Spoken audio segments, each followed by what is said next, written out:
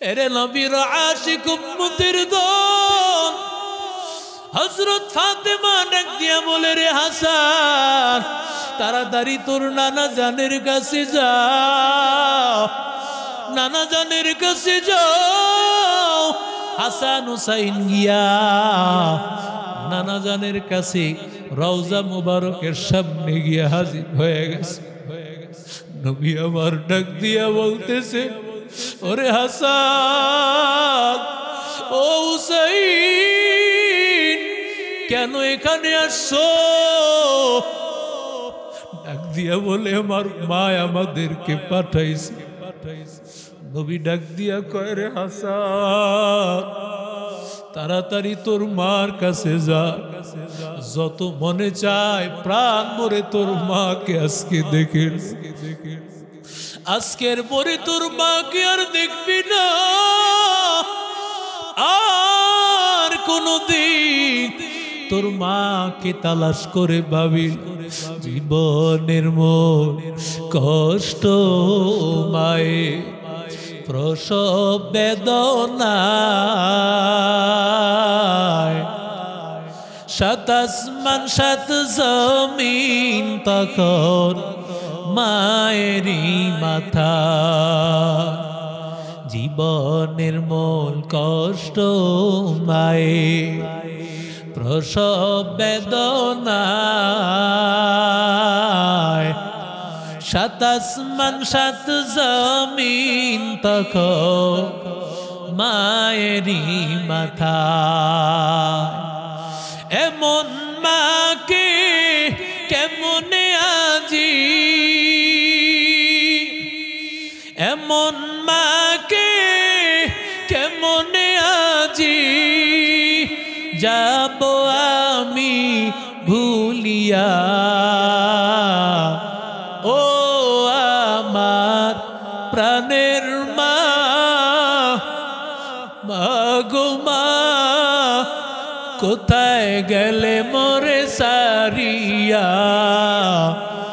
জনম দুঃখী यतीम আমি চাই না কেহ ফিরিয়া, ও আমার প্রাণের মা, মাগো মা কোথায় গেলে মোরে সারিয়া, জনম দুঃখী यतीम আমি চাই না কেহ ফিরিয়া। আমি যখন ছিলাম মামা মায়েরই উদরে, চলাফেরা করতেন যে মায় কত কষ্ট করে, আমি যখন ছিলাম মামা মায়েরই উদরে, চলাফেরা করলেন যে মায় কত কষ্ট করে। আমার সুন্দর মুখ দেখে মায়ের, আমার সুন্দর মুখ দেখে মায়ের ব্যথা যাইতেন ভুলিয়া, ও আমার প্রাণের মা, মাগো মা কোথায় গেলে মোরে সারিয়া, জনম দুঃখী यतीम আমি চাই না কেহ ফিরিয়া। এরে নবীর আশিক উম্মতের দল, আল্লাহর নবী এই কথা বলার পর হাসান হুসাইন দৌড়াইয়া মায়ের সামনে আসিয়া হাজির।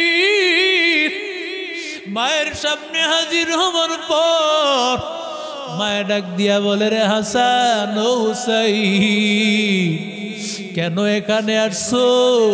হাসান হুসাইন ডাক দিয়া বলে, ও মা তুমি যদিও গোপন করেছো নানা ভাইয়া আমাদেরকে বলে দিয়েছে তোমার প্রাণ ভরে দেখার জন্য মা। এরে আল্লাহর বান্দা, এবার মাও কাঁদে বাবাও কাঁদে, হাসান হুসাইন এই দুই সন্তানও কান্না করে। এমন সময় জোহরের নামাজের সময় হয়ে গেল। হযরত আলী রাদিয়াল্লাহু তাআলা আনহু জোহরের নামাজ আদায় করার জন্য গেলেন। জোহরের নামাজ হযরত ফাতেমা রাদিয়াল্লাহু তাআলা আনহা তিনিও দাঁড়াইয়া নামাজ পড়ার জন্য রেডি হইলেন, কিন্তু না না, হযরত ফাতেমা আর দাঁড়ায়া নামাজ শেষ করতে পারলেন না। দাঁড়ায়া শুরু করেছেন, বসে বসে হযরত ফাতেমা শেষ করলেন। এমন সময় হাসান হুসাইনকে ডাক দিয়া বলে, ওরে হাসান, তাড়াতাড়ি তোর বাবার কাছে যাও, তোর বাবাকে গিয়া বল আমার সাথে একান্ত কথা আছে, একান্ত কিছু আলাপ আছে। এমন সময় হযরত আলী আসিয়া ফাতেমার কাছে আসিয়া হাজির। আসিয়া দেখতে পায় ফাতেমার অবস্থা বেশি ভালো না। ডাক দিয়া বলে, ও বিবি, কেন ডেকেছো? আসার পরে ফাতেমা ডাক দিয়া বলে, ও দুনিয়ার স্বামী আর স্ত্রীরা, মনটা লাগায় শুনো, দিলের কানটা লাগায় শুনো। ফাতেমা কি কথাগুলো তার স্বামীরে বলে। ফাতেমা ডাক দিয়া বলে, রে স্বামী, আমাকে আমার বাবা তোমার ঘরের মধ্যে যেদিন তোমার ঘরে আমারে তুলে দিয়েছে, আমি স্ত্রী হিসাবে তোমার জন্য উপযুক্ত ছিলাম না। তুমি এত বড় দামি, কিন্তু আমি আসার পর আমি তোমার হক আদায় করতে পারিলা। আমারে তুমি মাফ করে দাও, কারণ যদি তুমি আমারে মাফ না করে দাও, হাসরের ময়দানে আব্বাজানকে আল্লাহ দাঁড় করাইয়া বলবেন, ও পয়গম্বর, আপনার কন্যা ফাতেমা কেন তার স্বামীরে কষ্ট দিয়ে আসলো? এই কথা বলার পর হযরত আলী চোখের পানি ফালায় বলে, ও ফাতেমা, আমি নবীজির চাচাতো ভাই, কোন দিক দিয়া তোমার উপযুক্ত ছিলাম না, তোমার উপযুক্ত কোনোভাবে ছিলাম না রে ফাতেমা। আমি এত গরিব, এত গরিব, তুমি সাইয়্যিদাতুন নিসাই আহলিল জান্নাহ, জান্নাতের মহিলাদের সরদার, কিন্তু ফাতেমা তুমি এত বড়, যত বড় একজন স্ত্রী, নবীজির স্ত্রী, এত বড় একজন সম্রাটের স্ত্রী, আবার জান্নাতের সব মহিলাদের সরদার, কিন্তু তোমার শান অনুযায়ী একটা কাপড় আমি হযরত আলী দিতে পারি। ইযা আরাদা শাইআন আন ইয়াকুলা লাহু কুন ফায়াকুন, إذا أراد شيئا أن يقول له كن فيكون। আল্লাহ বলেন, কোন জিনিস আল্লাহ বানাইতে আল্লাহর হাত ব্যবহার করা লাগে না। আল্লাহ শুধু বলেন হ হ, উ বলতে যতটুকু সময় লাগে উ বলা লাগে না, এর আগেই বান্দার সাথে সাথে হয়ে যায়। কাদেরে কুদরত দারি বর কামাল, আনতা রব্বি আনতা হাসবি যুল জালাল, তুহি কাদের জলিলুল্লাহ জাহাদার, বহর হালে তুহি মেরা নিগাহদার। আল্লাহ কোন জিনিস বানাইতে হাত ব্যবহার করা লাগে না, কিন্তু এরপরও আমার মালিক কিছু কিছু জিনিস বানাইতে গিয়া আল্লাহ নিজের হাত ব্যবহার করেছেন, কুদরতি হাত ব্যবহার করেছেন। এর মধ্যে বান্দা একটা হলো তাওরাত কিতাব। তাওরাত কিতাবটা আমার আল্লাহ কুদরতি হাতের ছোঁয়া দিয়ে বানিয়েছেন। 2 নম্বর আরশ আজিম। আরশ আজিমটাকে আমার মালিক আল্লাহ নিজের কুদরতি হাতের ছোঁয়া দিয়া বানাইছেন। 3 নম্বর হলো জান্নাতুন নাঈম। জান্নাতুন নাঈমটাকেও আল্লাহ নিজের হাতে বানাইছে। 4 নম্বর হলো বান্দার কপাল। আল্লাহ হাত বানাইছেন কোন শব্দ দিয়া, পা বানাইছেন কোন শব্দ দিয়া, গোটা বডিটা আল্লাহ বানাইছেন কোন শব্দ দিয়া। কিন্তু বান্দার কপালটাকে যখন আল্লাহ বানাইবেন, আল্লাহ কোন শব্দ দিয়া বানাই নাই, বরং বড় মায়া করিয়া কুদরতি হাতের ছোঁয়া দিয়া বড় মহব্বত করে আল্লাহ বানায়। আল্লাহ ডাক দিয়া বলে, নো গোলাম, আমি আল্লাহ তোর কপালটা নিজের হাতে বানাইছি। কেন জানো? কারণ এই কপালটা যেখানে সেখানে ঠেকাইবা না, একমাত্র আমি আল্লাহর কুদরতি পায়ে ঠেকায় দিবা।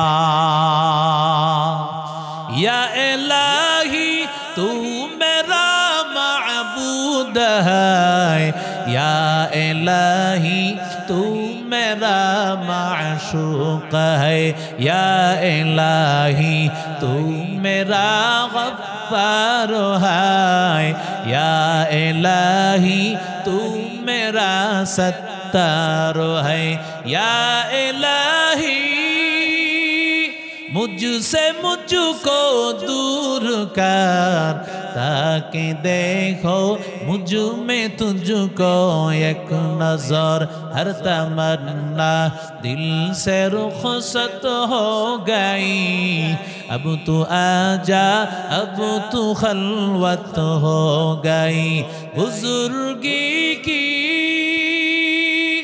नहीं हमको जरूरत, गुलाम अपना बना ले ऐ खुदाया। 5 নম্বর হলো কলম। যেই কলম দিয়ে আল্লাহ বান্দার ভাগ্য আল্লাহ লিখে দেন। বান্দা কি পরিমাণ টাকা কামাইবা, কোথায় তোমার বাড়ি, কোথায় তোমার কবর হবে, সবকিছু লিখে দিয়েছেন কি? নুন ওয়াল কলমি ওয়া মা ইয়াসতুরুন।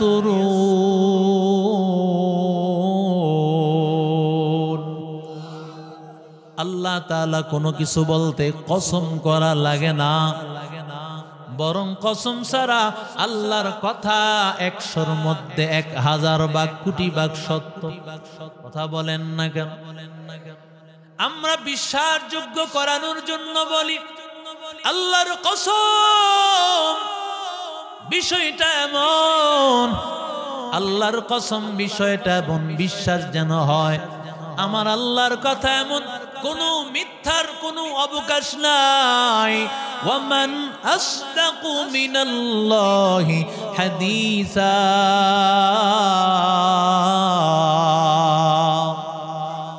ওয়ামান আসদাকু মিনাল্লাহি কিলা। আল্লাহ বলেন আল্লাহর মতো সত্যবাদী কেউ নাই, আল্লাহর মতো সত্য কথা কেউ বলে না। এরপরও আল্লাহ কেন কসম করেন? বান্দা, দুনিয়ার মানুষ কথা বলতে গিয়া বিশ্বাসযোগ্য করাবার জন্য কসম করেন, আল্লাহ ওদিকে তাকাইয়া আল্লাহ কসম করে বলেছেন। আল্লাহ বলেন বান্দা, কসম করবার পরে যেই কথা বলা হয় ওই কথার মর্যাদা বেড়ে যায়। আমি আল্লাহ কসম করার পর যেই কথা বলতেছি ওই কথার মর্যাদা সবচাইতে বেশি। আল্লাহ দুটা কসম করে বলেন, মা আনতা বিনিআমাতি রাব্বিকা বিমাজনুন।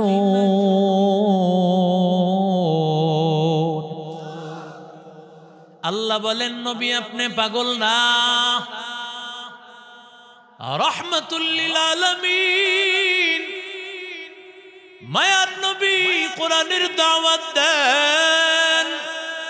যেই নবী সবার কাছে আল আমিন, যেই নবী সাদিকুল মাসদুক, নবীর মতো এত দামি কেউ নাই, নবীর মতো এত ভালো মানুষ কেউ নাই। অথচ ওই রহমাতুল লিল আলামিন যখন দুনিয়ার মানুষগুলোকে, কাফের আর বেঈমানকে যখন কোরআনের কথা শুনাইতে যায়, তখন আমার মায়ার নবীকে তারা পাগল বলতে শুরু করলো। কথা কন না, আরো জোরে বলেন। ওলামায়ে কারাম কত মায়া করে বান্দারে বুঝায়, বান্দা আল্লাহর কোরআনের কথা শোন, নবীর আদর্শ অনুযায়ী চল। এত মায়া করি, এত দরদি দুনিয়ার আর কোনো মানুষ হতে পারে না। অথচ বান্দা তাকায়া দেখ, ওই আলেম ওলামাদেরকে জঙ্গি বলা হয়েছে, আলেমদেরকে উগ্রবাদী বলা হয়েছে। কত ধরনের নির্যাতন, কত ধরনের কথা, মোল্লা মৌলবী জঙ্গিবাদী উগ্রবাদী, কত কথা বলিয়া আলেমদেরকে কষ্ট দেওয়া হয়েছে, কত রকম কষ্ট দেওয়া হয়েছে। দেখেন না, সাধারণ দিনদার মানুষ যারা নাকি ইসলামী দলের সাথে সম্পর্ক রাখে, নামাজ পড়ে, কোরআন তেলাওয়াত করে, নবীর আদর্শ অনুযায়ী চলে। একটা সময় ছিল ভোট চুরির সময়, এখন তো আর সে সময় নাই। কথা কন না কেন? ভোট কিনা লাগে, মানুষ তো ভোট কিনার এখন আর সময় নাই, বরং মানুষ তাকায় আছে এক সূর্যের অপেক্ষা। ইসলাম নামক সূর্যকে মানুষ, ইসলাম নামক সূর্যকে ক্ষমতায় বসায়া সমস্ত চোর আর বাটপারদেরকে দেশ থেকে বিদায় করতে চায়। এজন্য ভোট কিনা লাগে না। সূর্য যখন উঠে যায়, আপনি আপনি অন্ধকার সব শেষ হয়ে যায়। ঠিক কিনা জোরে বলে? রসুল যখন আসছেন, রসুলকে পাগল বইলা, কত কিছু বইলা রসুলকে থামাইতে চাইছে। বলেন তো পারছে? বলছে রসুল পাগল, মুহাম্মদ নামক পাগল আছে, পাগলের কাছে যায়ও না। হজের মৌসুমে আবু জাহেল এইভাবে লোক সেট কইরা জায়গায় জায়গায় লাগায় দিছে।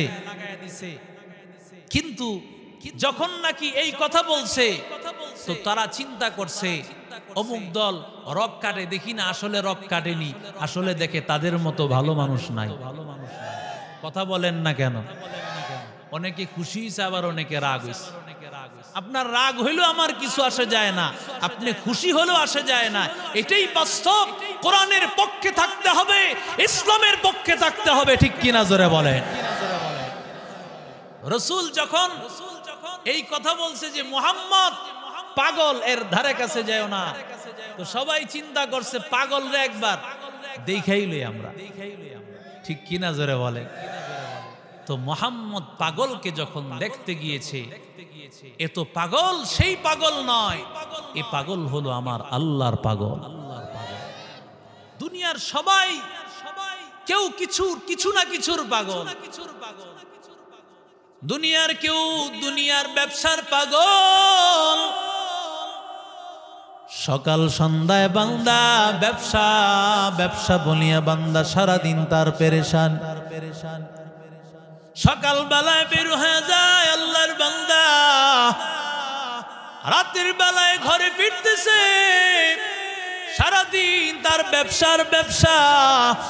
এই বান্দা ব্যবসার পাগল হয়ে 5 ওয়াক্ত নামাজের 1 ওয়াক্ত তার পড়ার তৌফিক হয় নাই।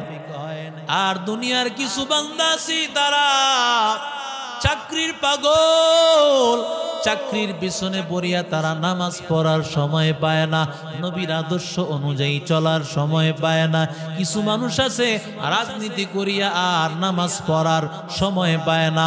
অমুকের চরিত্র ফুলের মতো পবিত্র, নামাজ পড়ে না 1 ওয়াক্ত। আরো জোরে বলেন, তুকু যাও সুন্নতে rahmatuku jaba Muhammad kai buat nesbatura kare shaita mi kunina matwali garwali la'natas ay barwali ham surato हम सिराते मुस्तफा दर तमामी हालियों को इत्तिबाए सुन्नते खैरुल बशर घीरे लाजिम ताबुयाबी ऐ पैसा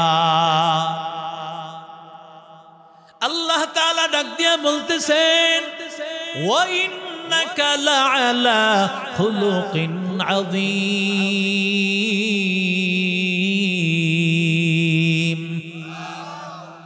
সবচাইতে মহান জিনিস বুঝাবার জন্য আজিম শব্দ আল্লাহ ব্যবহার করেন ولقد آتيناك سبعا من المثاني والقرآن العظيم আল্লাহ নবীকে ডাক দিয়া বলেন পয়গম্বর আমি আল্লাহ আপনাকে সূরা ফাতিহা দান করেছি কোরআনে আযীম দান করেছি ওই আল্লাহ আবার নবীর ব্যাপারে সার্টিফিকেট দেন যেই নবীর ব্যাপারে সবাই তো আল আমিন বলেছে যখন নাকি নবী দ্বীনের দাওয়াত দেওয়া শুরু করলো আমার মায়ার নবী হকের আওয়াজগুলো তুললো এক আল্লাহকে মান শিরিক করা যাবে না আল্লাহর পথ ছাড়া অন্য কারো পথে চলা যাবে না একমাত্র আল্লাহর পথেই চলা লাগবে সেই নবীকে তারা পাগল বলতে শুরু করলো আল্লাহ বলে ও নবী না না আপনি পাগল না বরং আপনার চরিত্রের সার্টিফিকেট আমি আল্লাহ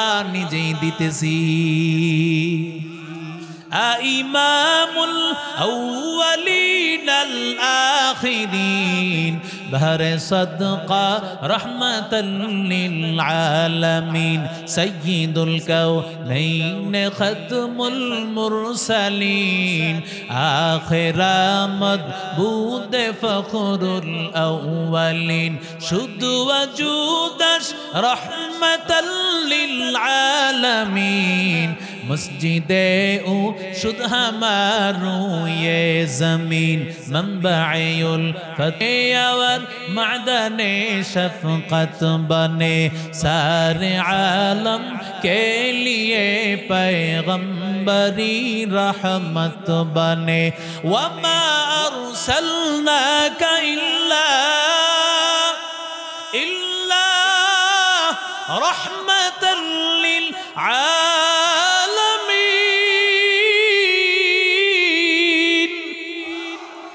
আমার নবীর মতো আদর্শওয়ালা কেউ নাই আল্লাহ ডাক দিয়া বলেন লাকাদ কানা লাকুম ফি রাসূলিল্লাহি উসওয়াতুন হাসানাহ লিমান কানা ইয়ারজুল্লাহা ওয়াল ইয়াউমাল আখিরা ওয়া যাকারাল্লাহা কাসীরা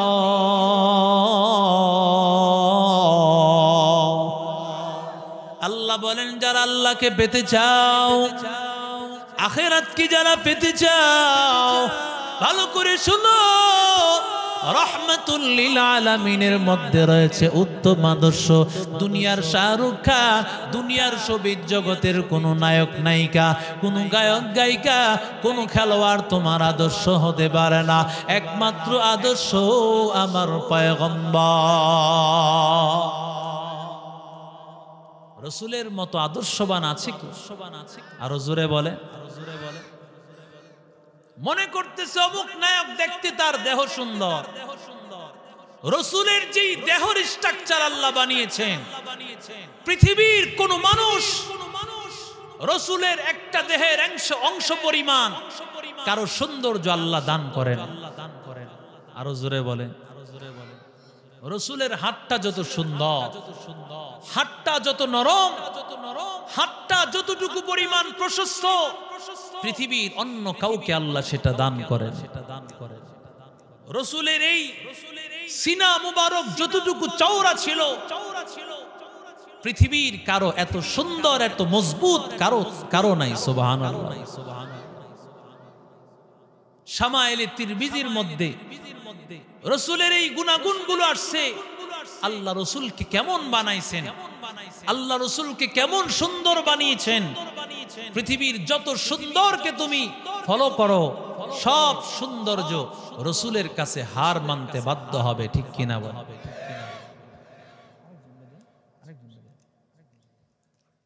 সব সৌন্দর্য রাসূলের কাছে হার মানতে বাধ্য হবে। আদর্শ তো তাকেই মানা যায় যাকে দেখতেও আদর্শ মনে হয় এবং যার চরিত্র আদর্শ, ঠিক কিনা জোরে বলে? এখন আমার যুবকেরা চুলগুলো কাটতেছে বিভিন্ন নায়ক নায়িকাদের মতো, ঠিক কিনা বলে? চুলগুলো কাটতেছে বিভিন্ন খেলোয়াড়ের মতো।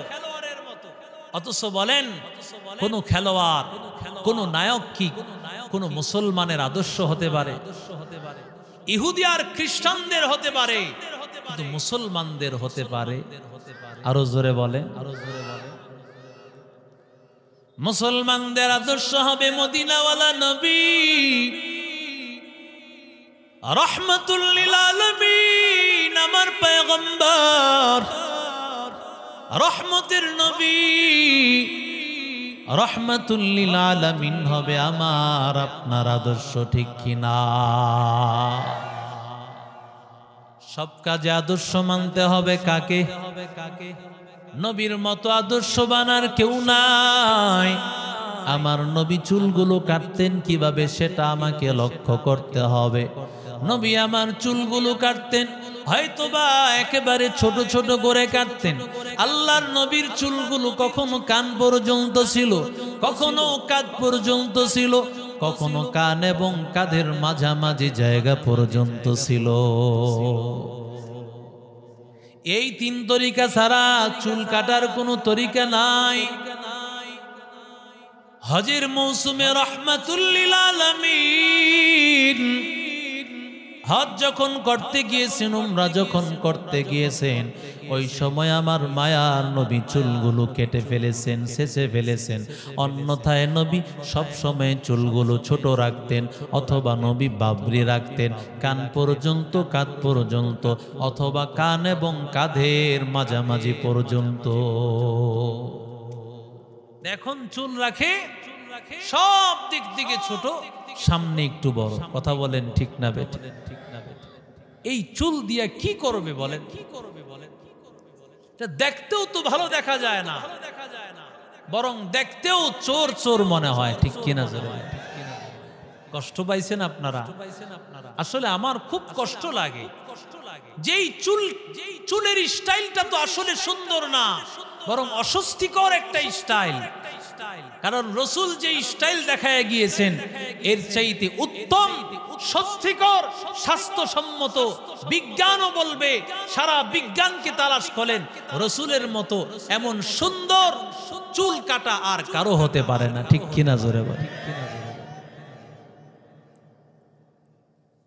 কোন যুবক যদি তালাশ করে আসলে আমার আদর্শ রাসূলের মধ্যে আছে কিনা, বলেন তো আমার নবী যুবক হিসাবে যুবকদের জন্য আদর্শ কিনা?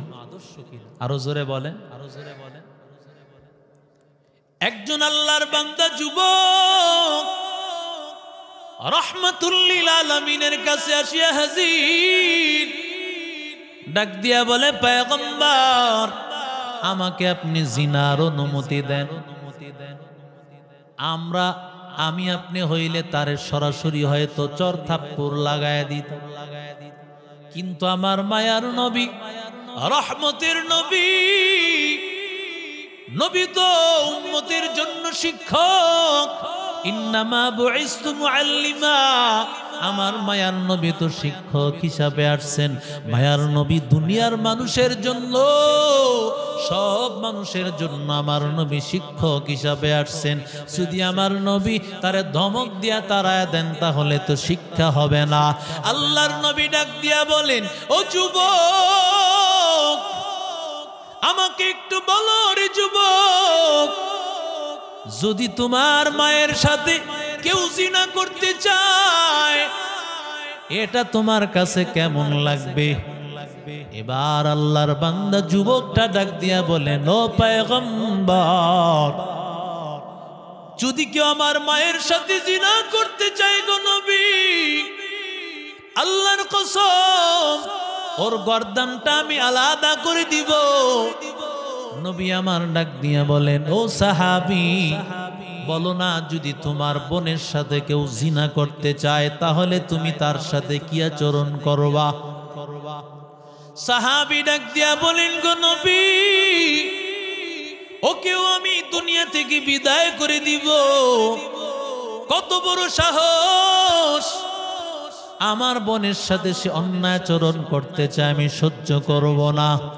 নবী আমার বলেন, যদি তোমার স্ত্রীর সাথে কেউ খারাপ আচরণ করতে চায় তাহলে তুমি তার সাথে কি আচরণ করবা?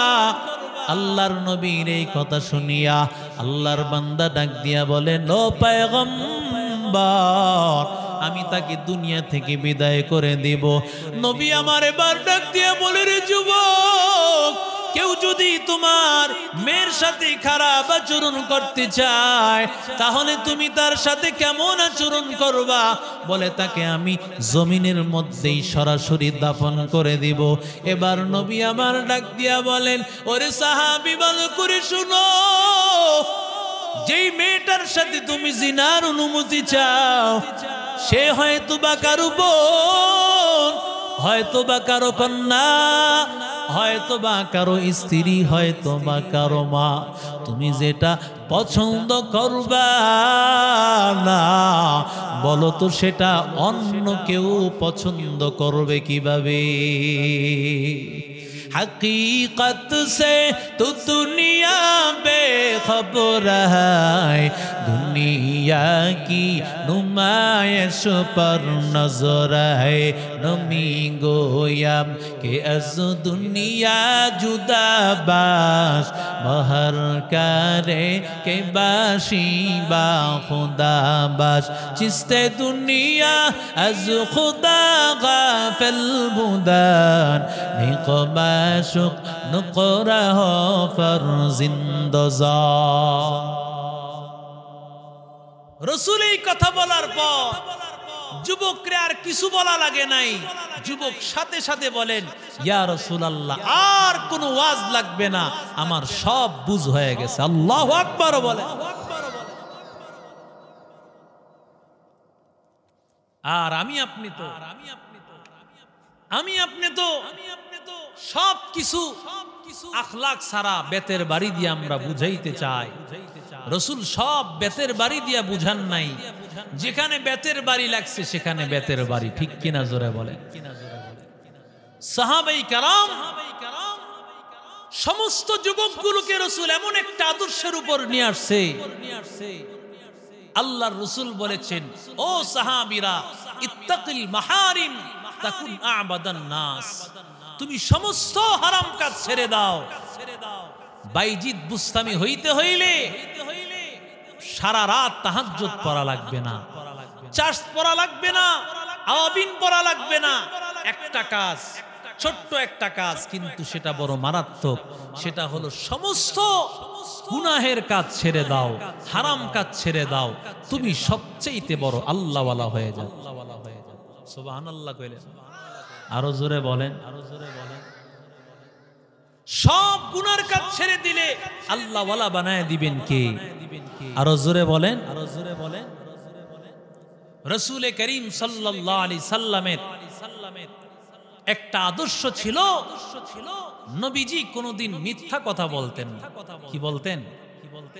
আর আমাদের ব্যবসায়ীদের হালত হলো এমন। শেখ জাকারিয়া রহমতুল্লাহ আলাইহি তিনি তার কিতাবের মধ্যে লিখেন, অধিকাংশ ব্যবসায়ীরা মিথ্যাও কথা বলেন। অধিকাংশ ব্যবসায়ীরা মিথ্যা কথা বলেন, অথচ রাসূল করিম সাল্লাল্লাহু আলাইহি সাল্লাম বলেন, আত-তাজিরু সাদুকুল আমিন, ব্যবসায়ীর মধ্যে যদি দুইটা গুণ থাকে, এক হলো সত্যবাদী, দুই হলো আমানতদারি, এই দুইটা গুণ যেই ব্যবসায়ীর মধ্যে থাকবে, রাসূল বলেন সেই ব্যবসায়ী নবীর সাথে হাসর হবে। সুবহানাল্লাহ, আস্তে কর, আরো জোরে বলেন। রাসূল করিম সাল্লাল্লাহু আলাইহি সাল্লাম আমানতদার ছিলেন, বিশ্বস্ত ছিলেন। কেমন বিশ্বস্ত? ও দুনিয়ার ব্যবসায়ী ভাইয়েরা, ও যুবকেরা, আগামী 17 বছরের ইতিহাস এখনকার ইতিহাস এক হবে না। কথা কন না কেন? আমার সাথে হা না বইলে। আগেরকার ইতিহাস আর এখনকার ইতিহাস এক নয়। এখন যুবকেরা 17 বছর কোরআনের মেহনতে যুবকেরা তৈরি হয়েছে। আগামীর দেশ হবে ইসলামের দেশ, কোরআনের দেশ। কথা বলেন ঠিক কিনা? ইসলাম ছাড়া দ্বিতীয় কিছু যারা কল্পনা করবে, যেই দল ক্ষমতায় আসেন, ইসলামকে যদি আপনি আগে রাখতে না পারেন, মাইনাস করতে, যেই 17 বছরের স্বৈরাচারকে 1 সেকেন্ড সময় আমার এই যুবকেরা দেয় নাই, সেই যুবকরা আপনাকেও সুযোগ দিবে না। যেই দল ক্ষমতায় আসুক, কোরআন এবং হাদিস, ইসলামকে যারা সামনে রাখতে না পারবে, তাদের জায়গা এই দেশে হবে না। রাসূল করিম সাল্লাল্লাহু আলাইহি সাল্লাম, কাফের মুশরিক আবু জাহেলের লোকেরা, এরা আবু জাহেলকে তো নেতা মানত। কি নেতা মানত না? রাসূলকে নেতা মানত না। কিন্তু দেখেন, রাসূলের কাছে আমানতের মাল রাখত। সুবহানাল্লাহ বলেন। নবীজি যেই রাত্রে নবীজি মক্কাতুল মুকাররমা থেকে মদিনায় যাবেন, ওই রাত্রে আল্লাহর কাছে, আল্লাহর পক্ষ থেকে অর্ডার আসছে। নবীজির কাছে ওই সময় 40 জন কাফের লিডারের মাল ছিল। সুবহানাল্লাহ কইলেন না? কতজন? 40 জন কাফের লিডারের কি ছিল? মাল ছিল। অথচ নবী তখন আল্লাহর নবী হয়ে গেছেন। কাফেররা নবীকে কিন্তু নবী মানে না, কিন্তু এটা সত্য কথা যে নবী সত্যবাদী, আল্লাহর রাসূল, তিনি মরে যাবেন, কিন্তু আমাদের মাল কোনোদিন ধ্বংস হবে না। আরো জোরে বলেন। আল্লাহর রাসূল হযরত আলীকে ডাক দিয়ে বলেন, আলী, আল্লাহ ডাক দিয়ে বলেছেন মদিনাতুল মুনাওয়ারায় চলে যেতে হবে। রাতের বেলায় তুমি ঘরে থাকবা, সকাল বেলায় মালগুলো সবার কাছে পৌঁছাইয়া দিবা। রাহমাতুল লিল আলামিন আমার মায়ার নবী হযরত আলীকেই দায়িত্ব দেন। হযরত আলী বলেন, আমার জিন্দেগিতে কোন রাত্রে এত নিশ্চিন্তে ঘুমাইতে পারি নাই, শুধুমাত্র এই রাত্রটা ছাড়া, যেই রাত্রে আমার নবী বলেছেন আলী রাত্রবেলা ঘুমাও, সকাল হইলে সবার কাছে মালগুলো পৌঁছায় দিবা। হযরত আলী বলেন, আমার একেবারে ইয়াকিন হয়ে গেছে এই রাত্রে আমার মরণ হবে না, কারণ এই মাল সামানা দেওয়া ছাড়া আমার মরণ হবে না। এরে নবীর আশিক উম্মতির দল, হযরত আলী সবার কাছে মাল পৌঁছাইয়া দিল। অথচ নবী, মুসলমানদের নবী, কাফেররা নবীকে নবী বলে মানে না, কিন্তু আমার নবী সবার কাছে বিশ্বস্ত, সবার কাছে নবী আল আমিন। আমার মায়ার নবী সবার কাছে বিশ্বস্ত, সবার কাছেই বিশ্বাসের কারণে কাফের আর বেঈমানেরা যদিও মানে নাই, কিন্তু এক পর্যায়ে যখন বুঝেছে সব কিছু মিথ্যা, আমার নবী যা বলেছেন সত্য, সুতরাং আর দেরি করে নাই, সাথে সাথে কাফের আর বেঈমানেরা কালেমা পড়ে মুসলমান হয়ে গেছে। মুসলমানি বুয়াদ গর্দন নেহাদান, ইনানে খুদ বদস্তে খাজদাদন, গর্ব সুরত আদমি ইনসাবুদে, আহমদো বু জালো হাম এক সাবুদে, আদমিরা আদমিয়ত লাজেমাস, উদরাগর মুনাবাশত है জমা। আমার নবীর সাথে সাহাবায়ে কেরামের কেমন সম্পর্ক, ও নবীর আশিক উম্মতের দল, নবীর আদর্শ বিবিদের সাথে কেমন। আমার নবীর আদর্শ যদি বিবিদের সাথে বান্দা খেয়াল করো, মায়ার নবী ডাক দিয়া বলেন, আন খায়রুকুম খায়রুকুম লি আহলিহি, আনা খায়রুকুম লি আহলি। ওরে আল্লাহর বান্দারা, যারা নাকি তার বিবির কাছে ভালো, সে আল্লাহর কাছেও ভালো। আমি আমার স্ত্রীদের কাছে তোমাদের সবার চাইতে সবচেয়ে বেশি ভালো। সুবহানাল্লাহ কোন, আরো জোরে বলেন। আপনি এক নম্বর না 10 নম্বর আপনার স্ত্রীর চেয়ে ভালো কেউ জানেনি, কথা কয় না। স্ত্রীর চাইতে ভালো কেউ জানে না। নবী ডাক দিয়া বলেন, রে যুবক, যদি তোমার বিবির কাছে ভালো হতে পারো, তাহলে তুমি আল্লাহর কাছে ভালো।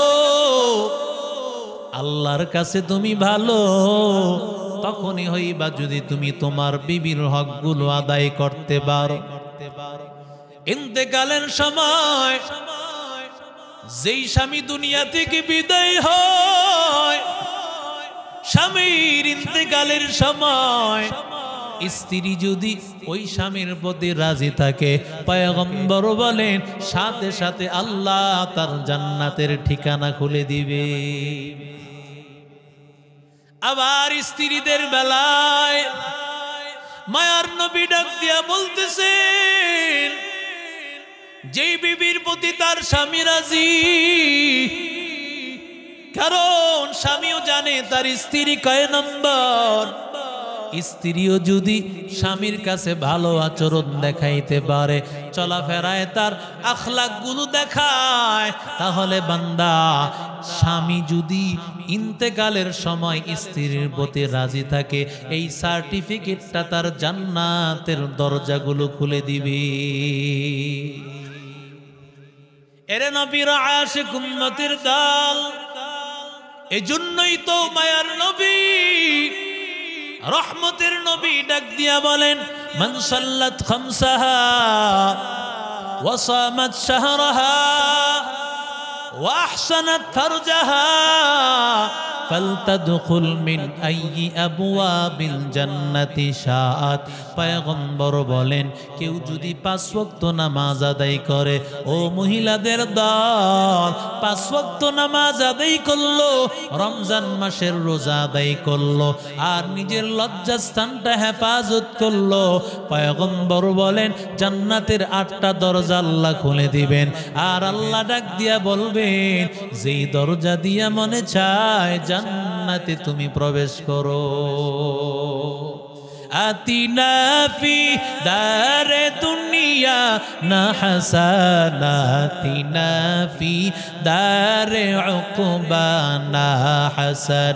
ইয়া গিয়াসাল মুস্তাগীসিন হদিনা লফতিখারা বিল উলুমি ওয়াল গিনা। কাদেরে কুদরত দারি বরকমাল আনতা রব্বি আনতা হাসবি যুল জালাল। তুহি কাদর জলিলুল্লাহ জাহাদার বহর হালে তুহি মেরা নিগাহদার। এরে নবীর আশিক উম্মতের দল, রহমাতুল লিল আলামিন বলতেছেন, স্ত্রীর সাথে তোমার ভালো আচরণ যদি হয়, এই স্ত্রী তোমার জন্য জান্নাতে যাওয়ার সার্টিফিকেট হয়ে যাবে। আল্লাহ কোরআনে জানায়া দেন, হুন্না লিবাসুল লাকুম ওয়া আনতুম লিবাসুল লাহুন্না।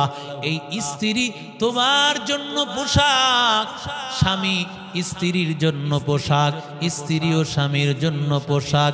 পোশাক ছাড়া যেমন শীত এবং গরম থেকে বাঁচা যায় না, পোশাক ছাড়া যেমন লজ্জাস্থানটাকে ঢাকা যায় না, একজন স্বামী স্ত্রীর সমস্ত গোপন সমস্ত সমস্যা, সমস্ত দোষ আর সব সময়ে সুখে আর দুঃখে একমাত্র নিরাপত্তার চাদর হলো তার স্ত্রী।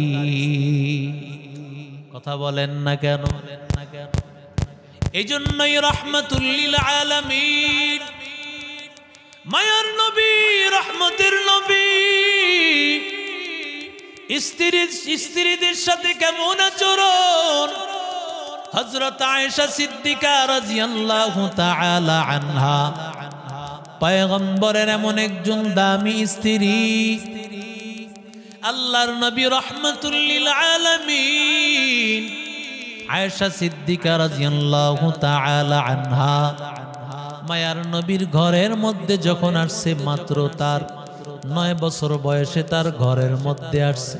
ওরে আল্লাহর বান্দা, আয়েশা সিদ্দিকা রাদিয়াল্লাহু তাআলা আনহা ছোট্ট বয়সের ছিলেন, খেলাধুলা করতেন। আমার নবী যখন ঘরের মধ্যে ঢুকতেন, আয়েশা সিদ্দিকার বান্ধবীগুলো বের হয়ে যাইত।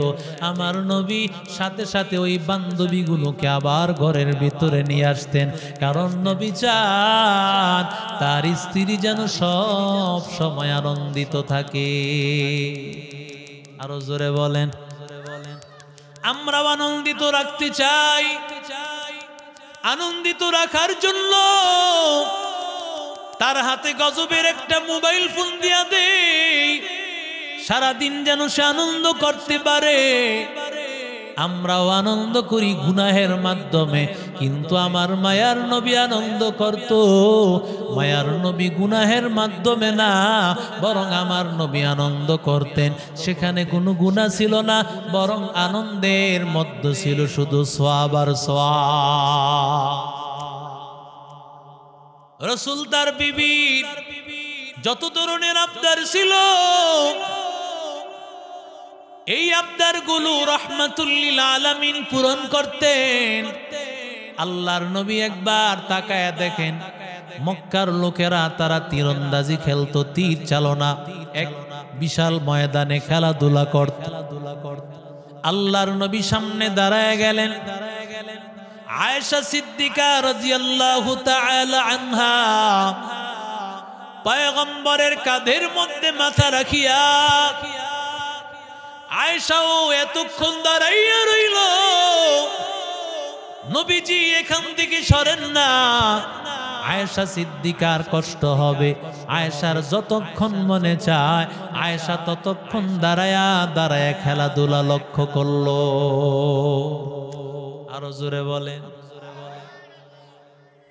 সারাদিন অন্য কোনো কথা নাই, কথা একটাই, কি লাগবে বাজার? গত মাসে না 5000 দিছিলাম, এই টাকা কি শেষ? এই জাতীয় কথা ছাড়া কোন ধরনের কথা নাই। কথা বলেন ঠিক না বেটা? খাবার আছে কি নাই, বাচ্চাটা পড়তে গেছে কি নাই, এই ধরনের কথা। এগুলো দিয়া কি সংসারে কোন ধরনের আনন্দ উপভোগ হবে? না শুধুমাত্র সাময়িক দু একটা কথা হবে? এটা স্বামী স্ত্রীর সুলভ কথা নয়, রসুলের চাইতে ব্যস্ত কি আমি আপনি হয়ে গেছি? কথা কন না কেন? রসুলের চাইতে ব্যস্ত মানুষ এই পৃথিবীতে আরেকজন আছে বলেন তো? রসুল একদিকে যেমন ইমাম ছিলেন, অন্যদিকে আল্লাহর রসুল ছিলেন রাষ্ট্রনায়ক। আল্লাহর রসুল অন্যদিকে ছিলেন সেনাপতির দায়িত্বে, আল্লাহর রসুল অন্যদিকে ছিলেন সমস্ত মানুষের দিন এবং আখলাক গুলো বুঝাইতেন, কোরআন হাদিস গুলো বুঝাইতেন। আবার রসুল তার স্ত্রীদের কাজের মধ্যেও সহযোগিতা করেন। সুবহানাল্লাহ, জোরে কন। স্ত্রীদের কাজে সহযোগিতা। শুধু কি তাই, রসুল তো নিজের জুতা নিজে সিলাইতেন, এটাও হাদিসে আছে। সুবহানাল্লাহ বলে। কিভাবে মুহাব্বত বাড়বে যুবক? কথার দ্বারা মুহাব্বত। রাহমাতুল লিল আলামিন বলেন, ও আয়েশা, তোমাকে আমি এমন ভাবে ভালোবাসি আমি নবীর কাছে একটা খাবার অনেক প্রিয়। কি খাবার? রুটি ছিঁড়ে ছিঁড়ে ঝোলের মধ্যে দিয়া খাইতেন, এটাকে সারিদ বলা হয়। রহমতের নবীর প্রিয় খাবার। আল্লাহর নবী ডাক দিয়া বলেন, ও আয়েশা, সারিদ খাবারটা আমার কাছে যেমন প্রিয় জিনিস, ঠিক তেমনি ভাবে আয়েশা তুমি আমার কাছে তেমন প্রিয় নারী। আরো জোরে বলেন। এজন্যই আমার নবী হুমায়রা বলে ডাকতো। আল্লাহর নবী মুহাব্বতের ডাক। আয়েশা সিদ্দিকাকে হুমায়রা, লাল গোলাপ বলে আমার নবী হুমায়রা বলে আয়েশা সিদ্দিকাকে ডাকতো। এটা বড় মায়ার ডাক, মুহাব্বতের ডাক। আল্লাহর নবী ডাক দিয়া বলেন, আয়েশা সিদ্দিকা রাদিয়াল্লাহু তাআলা আনহা নিজেই বলেন, কুনতু হাইজা, আমি হায়েজ অবস্থায় ছিলাম। এই সময় আমার নবী, আমি একটা গ্লাস দিয়ে পানি পান করলাম। নবী আমার ওই গ্লাসটা নিয়া যে জায়গায় আমি মুখ লাগাইছি ও জায়গায় মুখ লাগাইয়া নবী আমার পানি পান করেছি। আরো জোরে বলেন। অথচ আয়েশা হলো হায়েজা মহিলা। ওই সময় হায়েজাগ্রস্ত যারা হইতো তাদেরকে আলাদা ঘরের মধ্যে রেখে দেওয়া হইতো। জাহিলি যুগের অবস্থা নবী জানাইয়া দেন, স্ত্রী হায়েজ অবস্থা হলে অপবিত্র হয়ে যায় না, অপবিত্র থাকে, নামাজ কালাম করা যায় না, রোজা রাখা যায় না। তাই বলে তার সাথে স্বামী স্ত্রীর মোহাব্বত বিনিময় করা যাবে না এমন নয়, স্বামী স্ত্রীর মেলামেশা চলবে না, কিন্তু মোহাব্বত একসাথে থাকা সব কিছু বান্দা চলবে। ঠিক কিনা জোরে বলেন। এরে নবীর আশিক উম্মতের দল, আল্লাহর নবী আয়েশা সিদ্দিকা একটা হাড্ডি খাইতেছিল। এমন সময় আল্লাহর নবী আয়েশার কাছ থেকে হাড্ডিটা নিয়া যেখানে আয়েশা মুখ লাগাইছেন ওই জায়গায় আমার নবী মুখ লাগাই দিয়েছে।